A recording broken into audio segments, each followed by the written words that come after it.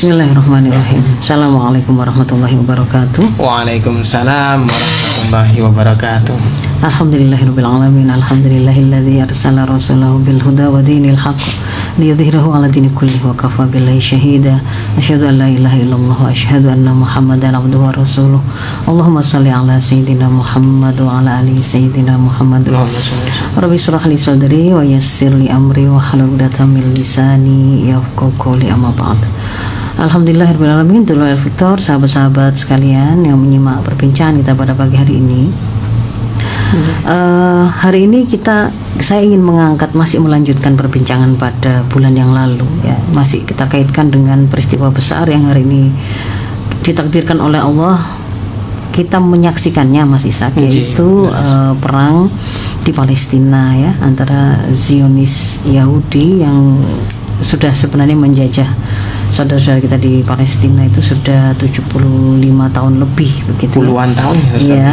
Dan kemudian kemarin sejak 7 Oktober itu kemudian ada satu pemicu yang sampai sekarang sudah 45 hari ya proses perang yang terjadi, dan hari-hari ini insya Allah Kamis ini itu kalau memang benar terrealisir ya, ada gencatan senjata selama 4 hari ini. Selama 4 hari ya. Masih ya.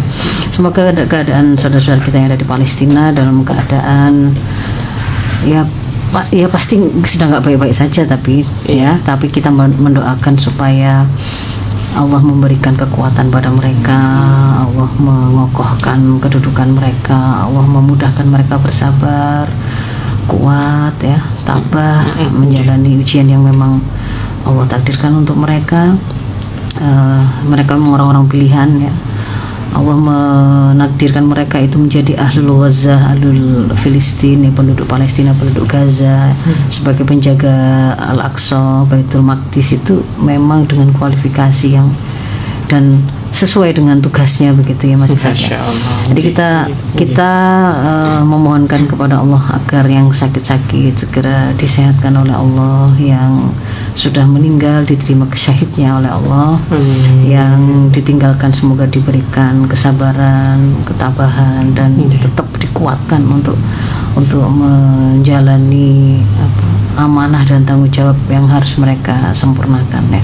Nah, kita yang ada di luar Palestina yang saat ini menyaksikan apa yang sedang terjadi ya, kita harus mengambil pelajaran. Nah, kalau bulan lalu saya menerangkan tentang pelajaran dari Palestina ya, yang kemudian siapapun, saya katakan siapapun yang masih hidup, siapapun yang berakal, siapapun yang memiliki indera hati itu pasti mendapatkan pelajaran berharga dari apa yang sedang terjadi di Palestina itu.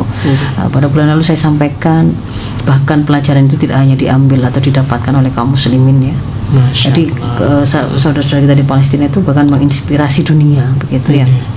Nah, banyak yang kemudian tergerak mempelajari apa sih rahasia ketangguhannya kaum muslimin di Palestina itu, sehingga kemudian mereka mulai membuka Quran, dan di situ mengantarkan kepada banyaknya yang kemudian mu'alaf ya. Di antaranya ada influencer Amerika yang terkenal, Megan Rice, bahkan itu karena dia setiap membaca Quran itu dia live kan ya di TikTok, jadi agak viral gitu ke mu'alafannya dia ya.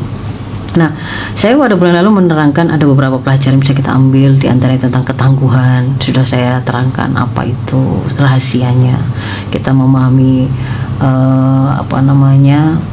bahwa apa yang ditampakkan oleh penduduk Palestina itu mereka terdidik menjadi generasi yang tangguh, dari bayi sampai orang-orang tuanya itu kita bisa belajar dari mereka semua hal yang sama, dan itu lahirnya ya.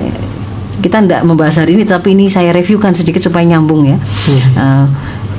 Yang kemudian kita memahami ketangguhan itu berasal dari satu sumber yang sama, yaitu kuwatur ruhiyah ya, kekuatan motivasi yang sifatnya spiritual yang lahir dari kesadaran hubungan seorang hamba kepada Tuhannya, akan hubungan dia dengan Tuhannya, dengan Allah, idroksilah billah, yang membuat dia akhirnya terkoneksi dengan Allah, zat sumber dari segala kekuatan apapun di muka bumi ini.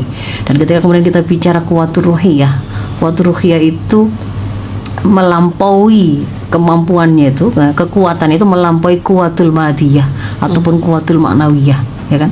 Sehingga kalau kemudian orang yang berangkat jihad itu karena dorongan ini Allah perintahkan, meskipun dia ndak punya Iron Dome, ndak punya tank, nggak punya gitu kan ya, nggak punya kemudian persenjataan selengkap musuhnya, tetapi itu tidak akan membuat dia tampil dengan kekuatan yang lebih lemah daripada musuhnya yang hanya mengandalkan kuwatul madiyah atau fisik. Bahkan tank-tanknya mereka tuh, tank-tanknya musuh itu yaitu dari Zionis Yahudi itu ketika kemudian ketemu dengan pejuang Palestina itu seperti sesuatu yang nggak menakutkan gitu. Dia bahkan bisa menghancurkannya dari 0 kilometer, pertempuran titik nol gitu loh, karena kan jarak dekat langsung meledaknya itu langsung ditaruh di tanknya, bayangkan begitu ya, nggak jarak jauh begitu menewain enggak, tapi sampai seperti itu. Dan tidak, kita juga bisa melihat tidak pernah lepas itu lisan mereka basah dengan senantiasa menzikir, mengucapkan la haula wala quwata illa billah, Allahu akbar, hasbunallahu wa ni'mal wakil, begitu kan ya. Semua itu kan menunjukkan sandaran kemampuan yang dia punya, ikhtiar yang dia lakukan, kekuatan yang diharapkan, pertolongan yang diharapkan itu Allah. Nah, itu kan itu hanya dimiliki oleh mereka yang punya idrak silabilatnya seorang mukmin. Nah, lalu kemudian kita juga belajar dari peristiwa yang sedang terjadi di Palestina hari ini adalah bahwa kaum muslimin di seluruh dunia itu ternyata juga masih hidup.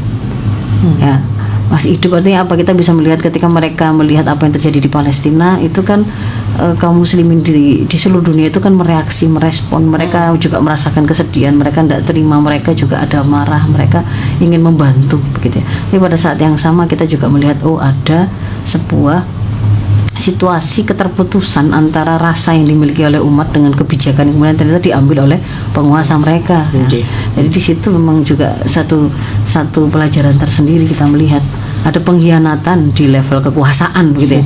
Umat sebenarnya ingin membuka gerbang Rafah itu, tapi penguasa Mesir belum memberikannya. Setelah bombardir kayak begini, hancur begini, kemudian ada yang masuk. Tapi aktivitas untuk kemudian memberikan dukungan dalam bentuk dibuka seluruh perbatasan untuk memungkinkan kaum muslim Palestina mengungsi misalkan, atau kemudian memberikan suplai air minum yang itu diblokade oleh Israel ya, atau kemudian listrik ya, atau kemudian mereka memboikot kiriman bahan bakar ke Yahudi Zionis, tidak mereka lakukan. Bahkan lahan-lahan atau tanah mereka menjadi tempat mendaratnya pesawat-pesawat Amerika, pangkalan militer musuh yang kemudian memberikan bantuan kan kepada Zionis Yahudi. Jadi ini juga menjadi sesuatu yang kita lihat ada pelajaran tersendiri. Umat masih hidup, tetapi ternyata ada pengkhianatan juga yang dilakukan oleh para penguasa negeri-negeri muslim ya. Jadi itu juga sesuatu yang kita saksikan. Tapi sebenarnya pada saat yang sama kita melihat dunia secara umum itu mereka kan juga kemudian bergerak karena kemanusiaan. Nah, bergerak karena kemanusiaan, dan itu juga kemudian terlihat misalkan rakyat Amerika, Eropa nggak rela pajak mereka digunakan untuk membeli rudal yang diberikan kepada atau membiayai bantuan kepada Zionis Yahudi misalnya begitu. Tapi kan penguasanya kan tidak mendengar itu. Jadi ternyata keterputusan antara rakyat dengan penguasanya itu tidak hanya di negeri-negeri muslim, tetapi juga kaum liberal iya di negeri-negeri sekuler sekalipun ya. Ketika kemudian di antara pelajaran adalah ketika kemudian kita melihat para penguasa itu naik atau sampai pada kekuasaannya itu melalui sistem demokrasi yang hari ini memang sedang establish atau tegak di seluruh negeri ya di dunia ini, itu ternyata kan mereka tidak otomatis sebagaimana klaimnya memang mereka adalah perwakilan dari rakyatnya atau representasi kekuasaan rakyatnya kan gitu kan, atau kehendak rakyatnya. Tapi memang sudah menjadi bukan rahasia lagi bahwa di balik naiknya mereka menjadi penguasa itu ternyata ada tangan-tangan oligarki sebenarnya begitu ya, yang itu yang kemudian tidak sama dengan suara rakyat. Nah, tapi kita tidak masuk ke sana. Itu salah satu di antaranya. Kemudian yang lain bahwa pada perang Palestina ini juga kita melihat ada peperangan yang dahsyat tidak hanya di lapang di medan pertempuran, tetapi juga di medan opini di dunia maya, di sosial media. Nggak main-main karena Israel sendiri juga punya program yang namanya Hasbara. Itu juga begitu, bagaimana membuat citra dia Zionis Yahudi ini itu memang terlihat baik di seluruh dunia, dan itu sudah sejak dulu. Cuman kalau dulu dengan hari ini, itu kemudian ada beda. Kalau dulu misalkan kita sering mendengar dan mungkin menemui, ada mungkin teman-teman kita, terutama juga kampus-kampus Islam intelektual juga biasanya ya, dikirim ke sana memang secara periodik. Dikirim ke sana untuk kemudian diajak menyaksikan kan. Lihatlah, nanti Anda lihat ya, pokoknya tugas Anda itu mereka dibayari gratis ya. Termasuk kalau hari ini kita sebutnya influencer, kalau zaman dulu itu belum ada influencer IG atau seperti yang lain, tapi mereka biasanya blogger. Biasanya mereka blogger atau penulis-penulis gitu ya, artikel begitu. Nah, dibawa ke sana, dikelilingkan untuk melihat bagaimana indahnya Israel kan gitu kan ya, kemajuannya, kebersihannya, tata kotanya, lalu dikontraskan, ditunjukkan dengan bagaimana ketika mereka diajak jalan-jalan untuk melihat situasi Palestina. Nah, yang nggak disampaikan itu ya, bahwa Palestina kayak kumuh, kayak terbelakang, kayak nggak ada sistem sanitasi yang nggak ada, pokoknya seperti dunia terbelakang. Itu kan karena mereka sebenarnya under occupied ya, dalam penjajahan yang kemudian tidak memiliki kebebasan untuk kemudian melakukan pembangunan. Mereka diblokade, mereka mau belajar saja anak-anaknya harus kejar-kejaran dengan tentara Zionis Yahudi, bahkan kemudian di tengah jalan itu mengalami pelecehan, pembunuhan dan seterusnya. Itu kan nggak disampaikan, tapi ditunjukkan gambarannya seperti ini loh, gitu loh ya, sangat baik gitu. Kalau kemudian mereka diajak jalan-jalan ke Israel itu, seperti itu. Ketika kemudian ke Palestina, kumuh, terbelakang dan seterusnya. Gitu. Nah, itu kan kemudian mereka tugasnya adalah suruh menceritakan. Nah, kalau zaman dulu itu nggak ada yang bisa membantah mereka. Tapi ketika kemudian di masa sekarang kita melihat pencitraan atau kemudian fabricated truth ya, kebenaran-kebenaran yang dibikin itu mudah sekali kemudian diungkap gitu. Karena netizen dan Gen Z gitu ya, dan Gen Z sebagai penduduk asli digital, mereka memang punya kemampuan sangat bagus dalam teknologi digital ini, yang kemudian mereka terlibat di situ gitu ya. Sekarang media-media mainstream sekalipun mereka menarasikan peristiwa di Palestina itu dengan narasi yang sama, bahkan scripted ya, narasi itu kan tertulis kan, tinggal baca persis gitu ya, bahkan kalimat-kalimat itu sama begitu ya. Kalau mereka wawancara, kalimat pertama itu pasti, apakah Anda mengutuk Hamas, serangan terorisnya dengan serangan terorisnya pada 7 Oktober, mesti begitu kalimat pertamanya ya. Nah itu, tapi kalau kemudian hari ini itu, bahkan ketika misalkan si Zionis Yahudi tadi itu melakukan pemberitaan bahwa 7 Oktober itu Hamas melakukan teror, membunuh anak-anak, bayi-bayi, memenggal 40 kepala bayi gitu ya, kemudian perempuan-perempuan diproses dan seterusnya, ditembaki secara ngawur, ternyata kemudian bisa diungkap, dibuka gitu loh, bahwa itu tuh hanya hoax, nggak ada buktinya, propaganda nggak ada foto satupun, nggak ada videonya, bahkan kemudian justru ketika di akhir-akhir itu bocor itu video rekaman dari festival Supernova, festival itu dan helikopter yang menembaki itu kan ternyata yang menembaki tentara Israel sendiri gitu kan, yang rakyatnya itu. Nah, jadi itu contoh-contohnya. Atau kemudian kalau hari ini mereka mengklaim bahwa di rumah sakit Syifa, di bawah rumah sakit Indonesia itu, disitulah markasnya Hamas dan seterusnya. Lalu kemudian mereka menunjukkan ada ini buktinya, list para mujahid yang menjaga tawanan. Ternyata ketika kemudian disuting, dibesarkan, kelihatan itu kalau ngerti bahasa Arab itu hanya nama-nama hari gitu ya, nama-nama hari yang memang kemudian tercatatnya kok sejak tanggal 7 ya, karena itu berkaitan dengan semakin naiknya kunjungan ke rumah sakit sejak serangan 7 Oktober itu gitu ya. Ataupun kemudian mau mereka itu menyampaikan ini laptopnya, ininya, itu bisa kemudian diungkap begitu. Nah, saya ingin masuk ke keistimewaan Gen Z, perubahan peradaban dunia, dan apa yang kemudian bisa menjadi kontribusi terbaik dari Gen Z ini untuk mempersiapkan.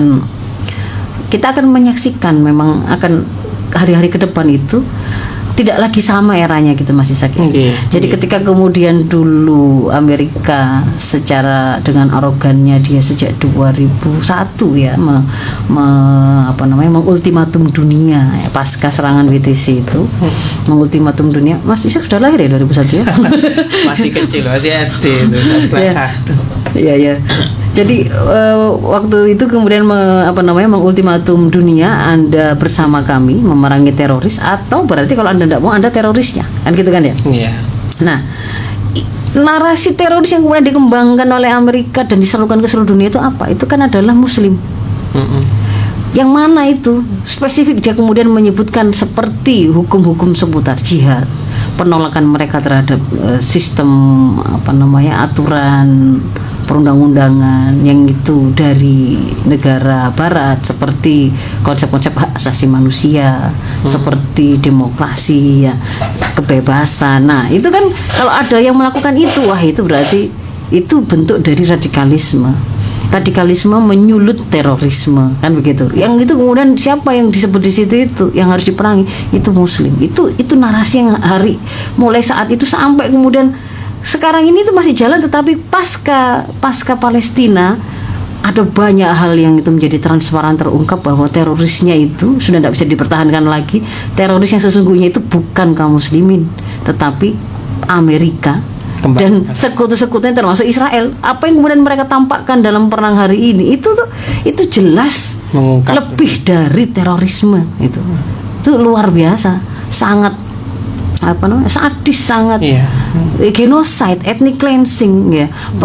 Pemerintahannya juga melaksanakan dia rezim apartheid gitu. Memang mau bikin negara yang berbeda karena merasa dia ras yang lebih tinggi kan dibandingkan dengan Arab, dan itu kalimat-kalimat yang menunjukkan yang seperti itu sangat banyak gitu. Video-video itu langsung transparan, yel-yel mereka ketika mereka ngajari anak di TK, kurikulumnya, apa yang diajarkan oleh Pak. Jadi semuanya itu hari ini bisa mengungkap bahwa sebenarnya yang kemudian melakukan hate speech ya, kebencian, ujaran kebencian, yang kemudian mengajak untuk melakukan tindakan pembunuhan secara sadis tanpa alasan yang hak, itu justru mereka gitu.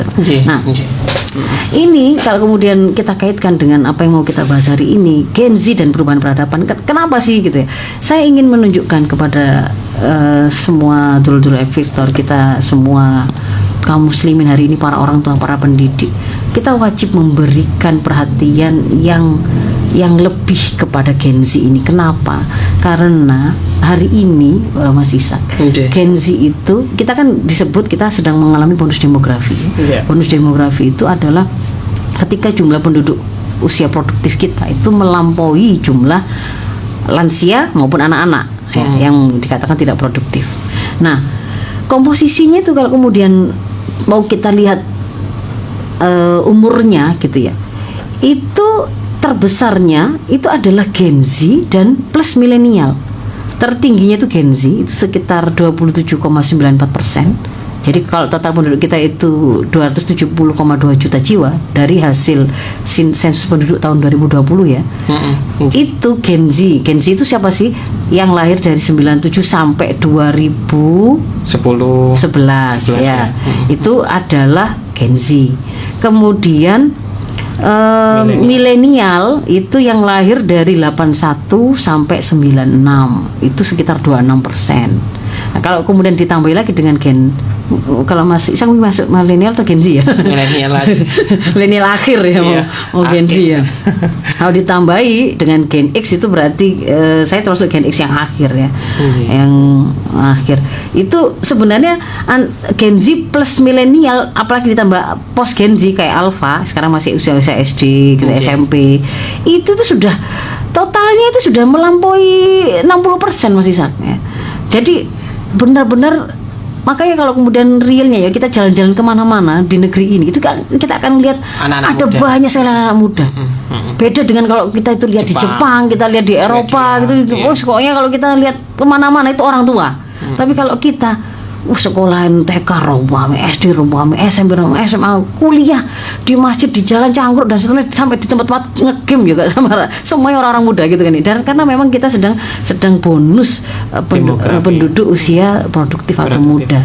Nah, itu satu sisi. Jadi bayangkan kalau kemudian Gen Z, post milenial yang jumlahnya besar ini, yang itu merupakan bagian dari kaum muslimin yang kalau seandainya mereka itu kualitasnya itu adalah kualitas sebagaimana yang diminta oleh Islam untuk kita wujudkan pada mereka, yaitu mereka adalah orang-orang yang solihah dan muslihah, berkepribadian Islam satu sisi ya, kuat kokoh bangunan kepribadian Islamnya, tapi dia juga pelaku perbaikan masyarakat, muslihah, pelaku perbaikan masyarakat, mereka pelaku amar ma'ruf nahi munkar, karena di dalam Islam kan menjadi ukuran yang akan membuat kita menjadi khairun nas itu ya, khairu ummah ukhrijat linnas itu kan ketika kita itu melakukan ta'muruna bil ma'ruf wa tanhauna 'anil munkar wa tu'minuna billah itu kan ya.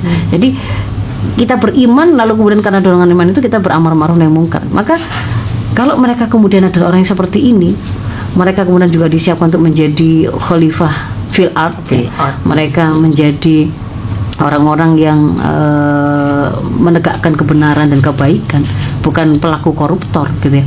Maka kita bisa membayangkan, kita bisa membangun satu peradaban yang berbeda, yang nggak rusak, yang baik gitu loh, masih saja. Apalagi kemudian kalau kita kaitkan dengan perubahan peradaban, masa kita ini hari ini itu adalah masa istimewa. Kita nggak pernah menyangka loh, Mas Ishak, nggak pernah mengira kok ya kita itu ditakdirkan oleh Allah ketemu dengan pandemi. Ya, ada kajian spesifik tentang pandemi dan kaitannya dengan perubahan peradaban. Kita juga tidak pernah nyangka kok kita tuh menyaksikan peperangan yang sampai menggerakkan seluruh dunia bahkan. Iya. Itu kita menyaksikannya, kita mengalaminya. Nah, padahal kalau kemudian juga pakai pendekatan penjelasan hadis yang menceritakan tentang setiap 100 tahun Allah juga akan menurunkan mujaddid itu ya. Pembaruan itu ada pembaruan. Maka ini kalau ada banyak kajian sejarah dan peradaban itu, terakhir itu kan kita memiliki peradaban Islam yang diwakili oleh tegaknya negara yang menerapkan Islam secara kafah itu kan di Turki Utsmani 1924. Kalau 100 tahun dari sana kan 2024 gitu loh. Makanya kan kemudian ada banyak analisa tentang 2024 ini gitu. Nah, 100 tahun. Nah, 100 tahun akan ada perubahan peradaban. Siapa yang muncul ini? Nggak tahu, itu satu ya. Lalu yang istimewanya lagi juga bahwa kita itu mengalami pandemi. Kita menyaksikan pandemi kemarin ya, pandemi COVID, dan ada prediksi akan ada pandemi-pandemi yang lain ya. Kemarin sempat ada di India sempat lockdown karena naik Nipah virus ya. Kemudian ada kolera. Bukan cacar monyet ya, itu ya, kalau kemudian tidak nggak segera ditangani juga bisa berbahaya. Nah, kita kok menyaksikan wabah yang kemudian itu menjadi pandemi di seluruh dunia, dan ada banyak kajian historis yang menyebutkan bahwa wabah itu juga dekat atau bisa menjadi pemicu adanya perubahan. Lalu yang ketiga, perang gitu.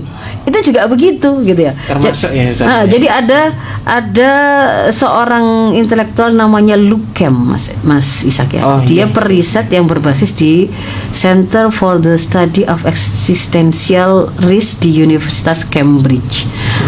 Beliau ini melakukan semacam otopsi peradaban ya. Dia mengumpulkan banyak sekali peradaban, naik dan turunnya. Maksudnya bangkit dan kemudian sampai keruntuhannya, itu kemudian dia bikin kayak template-nya gitu ya. Apa sih tanda-tanda bahaya, indikator runtuhnya peradaban? Dia baca dari semua peradaban itu.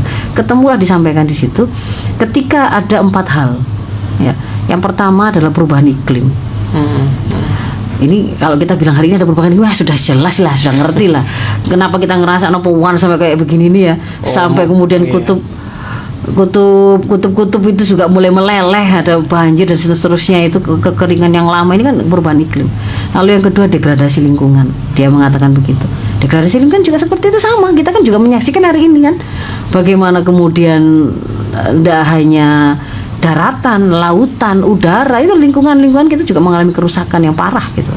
Polusi air, polusi tanah dan seterusnya, keanekaragaman hayati yang mulai punah,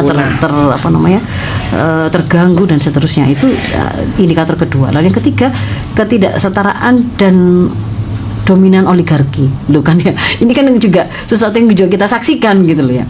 Tidak hanya di sini. Tadi seperti yang saya sampaikan secara singkat tadi, apa yang kemudian muncul dari reaksi antara rakyat dengan penguasa yang berbeda, itu menunjukkan di situ itu sandaran kekuasaan itu ternyata bukan rakyat gitu kan ya. Meskipun suara rakyat itu yang kemudian diklaim sebagai dukungan bagi penguasa yang naik, tapi ternyata sebenarnya yang membuat mereka tetap bertahan di kekuasaan itu karena ada tangan lain gitu. Ya sandaran itu adalah oligarki. Hari ini kita nggak bahas itu sangat panjang, tapi itu disebut sebagai tanda bahaya indikator runtuhnya peradaban oleh si Lukács. Lalu yang keempat adalah kompleksitas. Kompleksitas ini sebenarnya maunya itu mereka melakukan sebuah pengaturan gitu ya untuk menyelesaikan masalah, untuk jadi solusi, ternyata malah bulet tambah blunder tambah ruwet gitu ya.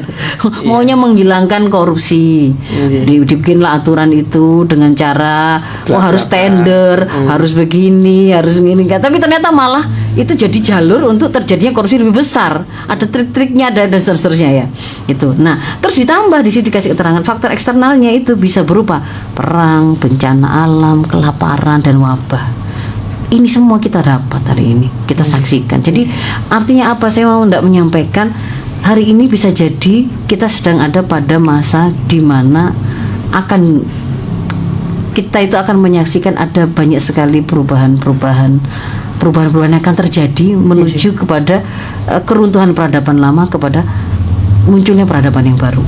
Kalau kemudian kita meyakini bisyarah yang disampaikan oleh Rasulullah, kabar gembira yang disampaikan oleh Rasulullah, bahwa kaum muslimin ini itu akan ada pada, kalau fase besarnya itu kan pertama adalah fase kenabian, lalu kemudian dilanjutkan oleh fase khulafaur rasyidin ya, yang mereka berdiri atas ala manhaj nabawiyah gitu ya. Kemudian yang berikutnya adalah para penguasa yang zalim, lalu para penguasa diktator, lalu kemudian kembali akan tegak khilafah ala minhaj nubuwah kedua, lalu Rasul semasa kata itu kan ya, Rasul kemudian nggak meneruskan, ada fase lagi. Nah, bahwa kalau kita gabungkan juga lagi dengan kabar gembira yang lain, bahwa Rasul juga memberikan kabar bahwa umat ini akan membebaskan Konstantinopel dan juga Romawi. Umat ini juga akan membebaskan kembali Palestina, Al-Quds kembali ke tangan kaum muslimin. Jadi ada banyak kabar gembira tentang kembalinya peradaban Islam yang hari ini belum terrealisir. Artinya apa? Itu bisa jadi gitu loh. Bisa jadi akan terjadi karena kita kan belum. Kalau yang terbebaskan di Konstantinopel sudah kejadian, berarti kan nggak kita harapkan terjadi lagi di depan. Tetapi bahwa Palestina akan dibebaskan, bahwa akan tegak khilafah ala minhaj nubuwah yang kedua, kemudian akan ada pembebasan Roma, itu 3 kabar gembira yang masih tersisa. Dan bisa jadi itu ada pada masa kita. Masa-masa kita itu berarti sekarang ini siapa? Kita tentu menghitungnya itu bukan masa-masa orang-orang yang sudah tua, tapi generasi mudanya. Generasi mudanya apa? Kita kembalikan, itu adalah Gen Z yang paling banyak. Yang tentu kemudian harus kita perhatikan, harus kita siapkan supaya mereka tidak menjadi generasi yang seperti yang sekarang selalu disebut generasi strawberry, generasi lemah, mental illness, si paling butuh healing, si paling butuh keseimbangan antara life and balance work gitu ya, life and work balance gitu ya kan ya. Jadi nggak seperti itu. Kita kemudian bisa melihat bahwa kita itu punya sumber kekuatan yang sebenarnya harusnya kita bisa membuat siapapun generasi muda muslim dimanapun dia itu bisa memiliki kualifikasi sebagaimana kemudian misalnya kita saksikan ketangguhannya sebagaimana kaum muslimin di Palestina misalkan begitu ya. Jadi ini kan tinggal kemudian kita berpikir bagaimana melakukan ikhtiar untuk membuat anak-anak kita itu kemudian kita besarkan dengan sebuah proses yang menguatkan mereka. Dan itu harus kita ingat, ikhtiar itu harus ada dari kita, karena Allah kan la innallaha la yughayyiru ma biqaumin hatta yughayyiru ma bi anfusihim. Kan harus perubahan itu tuh kita yang memulai melakukan ikhtiar gitu ya. Dan ikhtiarnya kalau kemudian kita juga belajar dari kapan ikhtiar yang diperintahkan oleh Allah akan dijanjikan keberhasilan itu akan kemudian memang dikabulkan oleh Allah, nasrullahnya itu ketika Allah menyampaikan intan surullah yang surkum mayusabit aqdamakum, itu adalah harus sampai pada level kadar yang diminta oleh Allah, gitu kan ya. Harus sampai level ikhtiarnya itu nggak asal gitu loh, Mas Ishak ya. Nah, dalam hal ini kalau kemudian kita mau saksikan, kalau kita mau ambil pelajaran, kalau memang ke depan itu adalah bisa jadi dalam waktu dekat kita menyaksikan ada perubahan peradaban, dan perubahan peradaban itu disampaikan oleh kabar gembira yang disampaikan oleh Rasul itu ada di tangan Islam, berarti kita harus menyiapkan anak-anak kita menjadi orang-orang yang disiapkan untuk menjadi penegak peradaban Islam itu, yang kemudian akan menjaga pada awal-awalnya dan kemudian akan meninggikan bangunan peradaban itu. Berarti kita kan menyiapkan mereka menjadi orang-orang yang mengenal Islam sebagai jalan hidup mereka, kan begitu ya. Nah, itu yang kemudian harus kita lakukan. Lalu yang berikutnya, Gen Z itu kan dia memiliki sebuah keistimewaan dibandingkan yang lain adalah sangat dekat dengan teknologi. Dan mereka adalah penduduk asli dunia digital. Maka juga dia harus tahu bahwa dia harus menguasai dua battlefield itu, dua medan pertempuran itu ya, di dunia nyata maupun di dunia maya. Tetapi sebelum dia itu melakukan peperangan itu, maka harus difahami amunisi yang dia punya itu tidak lain adalah sakofa Islam, pemahaman yang dia punya, penguasaan yang dia punya terhadap bagaimana tuntunan Islam. Karena kalau enggak begitu, ya dia mau punya kemampuan, dia punya follower banyak, dia mau bicara apa kalau kemudian dia enggak tahu apa yang harus dia bicarakan. Kan gitu kan ya. Yang bisa kemudian dia bicarakan itu adalah apa yang menjadi isi kepalanya dia. Nah, isi kepalanya dia itu yang kemudian sifatnya itu solutif, memberikan tuntunan, memberikan jawaban atas pertanyaan yang kemudian dihadapi oleh masyarakatnya, itu adalah Islam. Maka kemudian mereka harus didekatkan kepada Islam dengan membuat mereka belajar Islam secara kafah sebagai way of life. Jadi jangan lagi termakan dengan propaganda yang berusaha menjauhkan kaum muslimin termasuk generasi mudanya itu dari syariah, dengan menakut-nakuti mereka dan mengatakan itu adalah bagian dari sebuah radikalisme gitu kan ya. Iya. Itu. Kita mau iklan dulu atau bagaimana? Iya. Iklan boleh. Baiklah.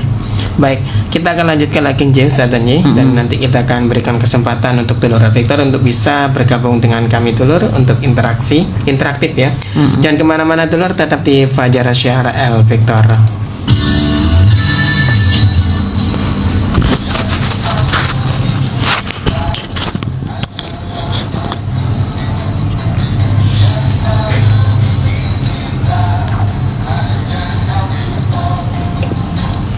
Ya, baik Dulur Victor, kita lanjutkan kembali Baik Ustazah, kita lanjutkan kembali Ustazah. Monggo. Sedikit lagi aja ya supaya ada kesempatan nanti berdialog ya. Oke. Jadi tadi saya sampaikan bahwa hari ini kita harus memberikan perhatian kepada generasi muda kita, terutama Gen Z dan nanti setelahnya adalah Alpha ya. Yang hari ini mungkin yang akan menjadi realnya, akan menjadi para pemimpin di negeri ini itu mungkin antara X sama milenial ya, yang paling banyak ya.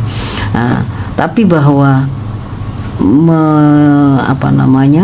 estafet kepemimpinan yang kemudian akan sampai itu adalah terdekat setelah ini itu adalah memang Gen Z itu ya, dan jumlahnya sangat besar. Maka memang harus ada perhatian yang khusus, apalagi kemudian hari ini harus kita akui ada sebuah fase kelalaian yang kita lakukan di masa-masa membesarkan Gen Z selama ini, yang membuat mereka hari ini kita panen profilnya seperti profil generasi-generasi yang sepertinya kok nggak berkualitas gitu ya, yang lembek, yang stroberi, yang mudah kemudian menyerah, angka bunuh dirinya tinggi dan seterusnya itu.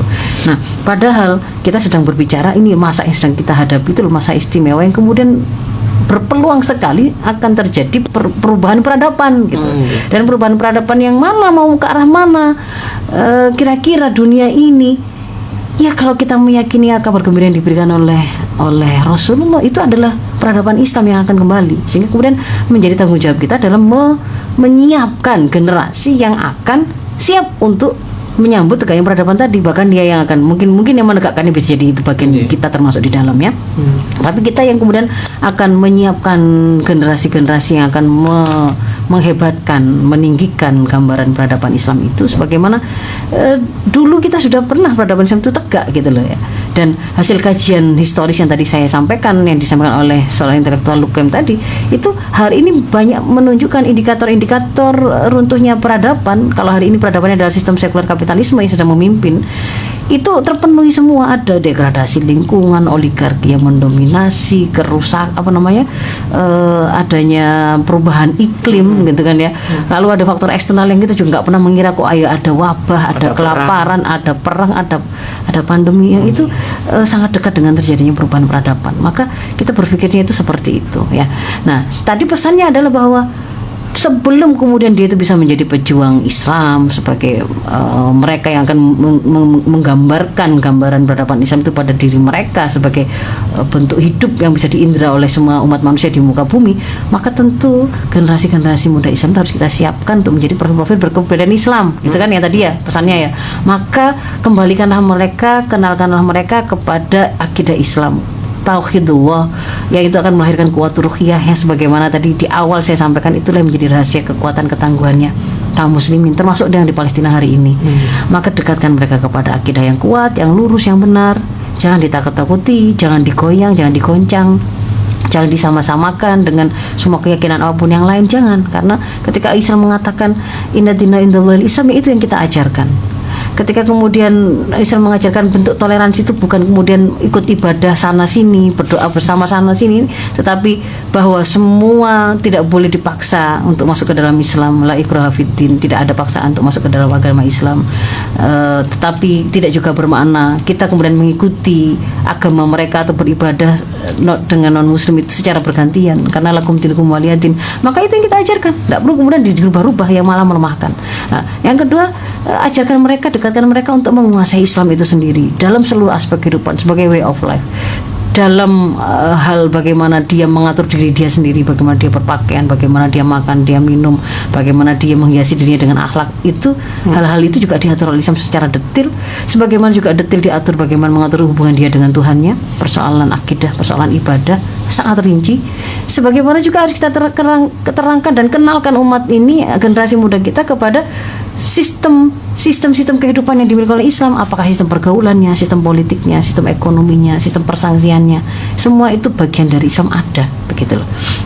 Maka kenalkan ke sana, karena mereka nanti justru karena kalau mereka mengenal itu, mereka akan tertuntun kepada kebenaran, kebaikan, dan akan terjaga dari kerusakan. Lalu yang berikutnya, ada kekhasan hari ini, setelah mereka itu kokoh bangunannya, mereka kan harus berdakwah, karena itu juga bagian dari profil yang harus mereka miliki. Mereka harus menjadi pejuang Islam, pelaku amar ma'ruf nahi munkar. Nah, di antara medan pertempuran, medan dakwah, medan penyampaian opini yang hari ini itu harus kita juga menangkan, itu adalah di sosial media. Karena media itu memang hari ini menjadi alat kontrol masyarakat. Nah, yang selama ini di balik media-media mainstream itu kita lihat memang ada ideologi yang sedang mengendalikannya, dan itu adalah bukan Islam yang memenangkan. Dan itu juga bisa kita lihat dari betapa banyaknya media-media itu di belakang itu ternyata adalah Zionis, begitu ya, adalah Yahudi gitu ya. Dan yang kemudian sebenarnya masih bisa kita manfaatkan gitu loh, bisa kita manfaatkan. Maka Gen Z harus juga kita siapkan untuk menjadi generasi yang menguasai bagaimana menjadikan dunia digital, dunia maya itu untuk tempat untuk menyampaikan opini-opini Islam dan kesadaran Islam. Gitu. Mungkin itu dulu Mas Ishak ya. Dari apa yang bisa saya sampaikan, ada kesempatan untuk interaktif ya Ustaz Danji. Kita masuk ke pendengar dulu. Silakan yang ingin masuk dulu 081234939390. Baik, ini Ustazah ada dari WA J. Kita bacakan Ustazah J. Assalamualaikum Ustazah, saya Pak Tinur dari Mojokerto. bagaimana cara kita mendidik generasi sekarang, sedang ilmu pengetahuan kita jauh berbeda dengan zaman dengan sekarang. Banyak orang tua yang masih gaptek. Matur suwun Ustazah. Nah ini. Baik, ya, pertanyaannya adalah bagaimana kita menyiapkan generasi muda hari ini, mungkin Gen Z, yang kemudian dengan kekhasan yang mereka ada di terrelate dengan dunia digital, karena mereka adalah penduduk asli dari dunia digital. Maka bagaimana kita menyiapkannya? Sebenarnya yang namanya perubahan-perubahan yang sifatnya materi atau fisik itu bukan penentu dari warna arah peradaban atau kemudian juga warna kepribadian anak-anak kita sendiri. Kalau yang membentuk dan mengokohkan mereka itu bukan karena mereka mengenal HP atau tidak gitu ya. Bukan juga karena hari ini itu ada banyak internet dan dulu tidak, itu tidak Bukan tidak juga ya. tidak kemudian itu Hambatan. menjadi faktor-faktor yang kemudian membuat mereka itu pasti baiknya atau kemudian menjadi pasti rusaknya juga tidak, karena dia statusnya itu adalah alat ya, sesuatu materi madaniyah, produk-produk peradaban yang sebenarnya bisa dipakai baik untuk kebaikan maupun untuk keburukan. Nah, yang menentukan warnanya itu menjadi apa, benar salah baik buruknya gitu ya, terpuji tercelanya akan menjadi menghasilkan satu kebaikan untuk dunia ataukah tidak, itu justru adalah pada apa ideologi pemahaman yang ada dalam benak orang-orang yang menggunakan gadget tadi, menggunakan teknologi tadi, dan apa ideologi yang membangun peradaban di dunia ini yang kemudian akan menghasilkan produk-produk. Misalkan ketika kemudian di situ ada konten-konten yang dihasilkan di sosmed, maka konten-konten itu apakah menjadi konten-konten yang isinya itu hanya game, hanya pornografi, porno aksi, hanya senang-senang saja gitu, hedonis, ataukah kemudian konten-konten itu adalah konten-konten yang membangun semakin mengokohkan kepribadian generasi muda kita, membuat mereka itu semakin aware dengan situasi yang sedang terjadi di tengah-tengah mereka. Nah, itu sebenarnya di situ. Jadi jangan khawatir kepada hal yang sifatnya teknis saja. Asalkan kemudian kita menguasai apa yang menjadi prinsip yang harus dikuasai oleh anak-anak kita, maka sebenarnya yang namanya teknologi ataupun ilmu-ilmu alat itu akan menjadi sesuatu yang sangat mudah untuk kita dan anak-anak kita itu pelajari. Dan untuk menguasai itu sebenarnya tidak mengharuskan anak-anak kita itu mendapatkannya dari kita. Gitu kan ya. Tapi bahwa kalau kemudian memastikan anak-anak kita itu meyakini bahwa dia itu diciptakan oleh Allah, bahwa Allah itu adalah Al-Khaliq yang menciptakan dia dan seluruh alam semesta ini, dan dia juga Al-Mudabbir ya, Maha Pengatur yang telah menurunkan aturan dalam bentuk wahyunya ya, Al-Qur'an. Maka kemudian kita mengenalkan dia juga kepada Rasul yang membawa Al-Quran, kita mengenalkan dia dan mendekatkan anak-anak kita kepada Al-Quran, membuat dia itu mengerti bagaimana cara beribadah pada Allah, itu bagian dari kewajiban yang harus kita sempurnakan. Kan begitu kan ya. Membuat kesadaran itu adalah kewajiban kita dan kita pasti akan ditanya. Tetapi untuk hal-hal yang sifatnya itu pengembangan ya, yang itu memang membutuhkan mungkin orang-orang yang lebih alim, lebih menguasai skillnya, orang yang kemudian memang berkecimpung dalam secara spesifik untuk membentuk profil tambahan tertentu, misalkan menjadikan mereka sebagai insinyur, menjadikan mereka sebagai seorang ahli IT, menjadi seorang dokter. Itu kan ada guru-guru lain yang memang kemudian harus kita hadirkan gitu. Tetapi bahwa yang menjadi kewajiban kita itu adalah memastikan sebelum anak-anak kita itu berusia mukallaf, yaitu ketika mereka sudah harus bertanggung jawab atas segala apa yang mereka lakukan sendiri, maksimalnya kan usia 14. Mukallaf itu sudah akil balik. Maka sebelum itulah harus kemudian kita sempurnakan pembentukan kepribadian Islam anak itu. Itu yang menjadi tanggung jawab kita. Sebelum umur 14. Sebelum 14 tahun itu maksimalnya. Jadi kan mukallaf itu maksimalnya 14 tahun itu. Kan nanti kalau akil itu dimulai dari dia sudah mulai memayis, itu prosesnya berkembang terus. Memayis itu kan sudah bisa membedakan kemampuan berpikir yang paling sederhana dulu, tapi lama-lama kan sampai pada tataran kemampuan menganalisa itu. Nah, kalau balik itu kan ada tanda-tanda alamatul buluh itu, ya kan? Kalau misalnya perempuan umur 9 plus sudah pernah haid, sudah pernah melahirkan, ada kemudian di situ tanda-tanda perkembangan seksual sekunder, seperti kalau yang laki-laki itu kemudian juga muncul perkembangan di tubuhnya yang tertentu, dan perempuan juga begitu, yang laki-laki dan perempuan pernah mimpi basah, itu kan balik, tanda akil plus balik sama dengan mukallaf. Nah, sebelum itu gitu loh, maka kita harus siapkan standarnya itu adalah sebelum dia kemudian ditanya oleh Allah, diminta pertanggungjawaban atas apa yang dia lakukan, kita sudah siap menyiapkan anak itu. Dan itu akan menjadi ukuran keberhasilan orang tua mendidik anak. Nah, setelah profil dasar itu terbentuk, baru kita bicara profil-profil tambahan yang kemudian dalam rangka menjadi pemimpin dan pengelola bumi ini. Manusia ini memang harus berbagi peran. Ada yang kemudian jadi pemimpin, ada yang jadi jenderal, ada yang jadi guru, ada yang jadi dosen, ada yang jadi penyiar, dan seterusnya kan begitu Mas Ishak ya. Tapi itu adalah profil tambahan yang sebelumnya harus dia miliki, adalah dia harus sholih, muslih. Dia harus jadi orang yang taat kepada Allah dan juga menjadi pejuang Islam, pejuang kebenaran. Nah, dan kalau untuk menciptakan profil kepribadian Islam itu tidak butuh minat dan bakat. Jadi nggak pakai ditanya minatmu apa, kemudian kamu itu jadi orang alim. Enggak. Minat dan bakat itu berlaku untuk yang profil tambahan gitu loh. Kalau untuk jadi sholih itu nggak perlu bakat. Anak saya nggak bakat sholat, gak bakat rajin sholat, gak ada. Anak saya gak bakat bisa baca Quran, gak punya minat baca Quran. Lo harus dibikin minat gitu loh. Itu jalan hidupnya dia. Jadi itu yang menjadi tanggung jawab kita. Jadi bedakan ya, ngerti ya, bahwa mana yang itu menjadi hal dasar yang kemudian harus kita penuhi dan akan kita bertanggung jawab di hadapan Allah, dan mana yang memang proses pembinaan dan pendidikan itu dibolehkan oleh Islam kita menghadirkan guru-guru lain. Gitu, guru-guru lain untuk menyempurnakan proses pendidikan yang kita lakukan. Tidak harus kita sendiri. Begitu mungkin Mas Ishak ya. Masya Allah, Nje. Baik, Ustazah, ada 1 menit terakhir. Wah, sudah jam 8 nih gitu ya. Sudah jam 8. Iya. Mungkin kita bisa tutup, Ustazah, Nje. Mungkin ada kalimat penyampaian terakhir agar untuk menguatkan itu. Ya, baik ya. Jadi sekali lagi apa yang kemudian kita saksikan hari ini pada generasi muda kita, terutama Gen Z dan milenial yang disebut sebagai Gen Zilenial, yang kelihatannya kok sangat memiriskan, sangat agak mengecewakan atau membuat kita sedih membayangkan bagaimana peradaban yang akan mereka bangun di kemudian hari, di masa depan. Ini tuh bukan sudah titik akhir gitu ya. Kondisi mereka yang masih kurang berkualitas ini itu bukan sudah takdir yang nggak bisa kita rubah, itu enggak gitu ya. Ini masih dalam lahan ikhtiar kita untuk kita rubah, dan harus kita mulai sejak sekarang. Tidak ada kata terlambat ketika itu bicara tentang kebaikan. Selambat apapun kalau kemudian kita ternyata mengetahui kebaikan itu, maka itu sebenarnya adalah sebuah nilai positif. Jadi nggak ada negatifnya gitu loh. Tetap itu ada menjadi satu kebaikan.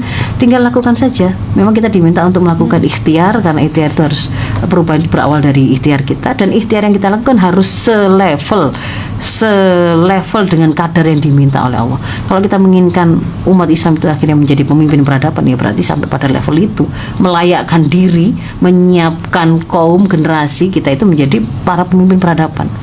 Kalau para pemimpin peradaban itu bukan orang-orang yang rusak, bukan orang-orang yang korup, bukan orang-orang yang takut mati, bukan orang-orang yang hanya mementingkan diri sendiri sampai kemudian berani ngerusak alam, hutan dan seterusnya untuk perutnya gitu ya. Itu bukan karakter kaum atau generasi yang layak memimpin peradaban. Maka kita harus merubah itu gitu ya. Saya kira itu mungkin Mas Ishak, sedulur Victor dan semua sahabat-sahabat yang menyimak perbincangan kita pada pagi hari ini. Saya mohon maaf kalau ada hal kurang berkenan. Afu minkum ihdinas siratal mustaqim. Assalamualaikum warahmatullahi wabarakatuh.